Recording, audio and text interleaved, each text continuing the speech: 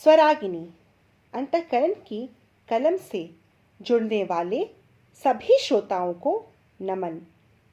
हमारे चैनल को सब्सक्राइब करने के लिए आभार।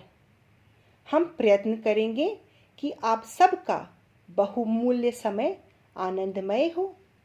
हमें सुनते रहें, हौसला बढ़ाते रहें। राजीव जी की कविता मेरी अंतिम यात्रा को सराहने के लिए शुक्रगुजार हैं हम। मैं सुषमा आज अपनी लिखी कविता लेकर आई हूँ। काफ़ी समय से प्रयास कर रही थी इस व्यक्ति विशेष पर कुछ पंक्तियाँ लिखूं, पर शब्द ही नहीं मिल रहे थे। मन भाव विभोर हो जाता था और आंसू थमने का नाम ही नहीं लेते थे। भावनाओं की कलम से बहुत हिम्मत के साथ पापा पर लिखी है यह कविता। त्रुटियां माफ कीजिएगा। पापा आप बेहद याद आते हैं। आज फिर से मन कुछ उदास है। जीवन ने किया क्या उपहास है। आपके बोल ही जीवन का आस है। यादों के सहारे ही आगे बढ़ने का प्रयास है। भुलाए न भूलते बचपन के वह दिन मनोहर। आपका स्नेह, विश्वास और सीख है मेरा धरोहर। रखा है संजो के हर याद दिल के कोने में। जीवन न्योछावर कर दिया आपने बच्चों के सपने संजोने में।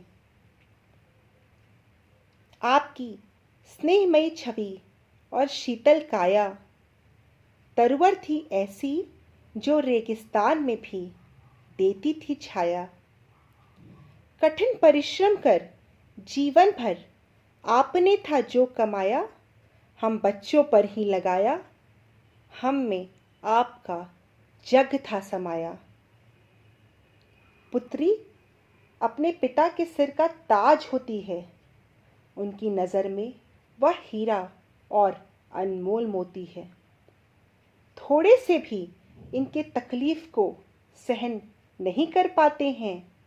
बच्चों के खुशियों का स्वर्ग रूपी घर बनाते हैं।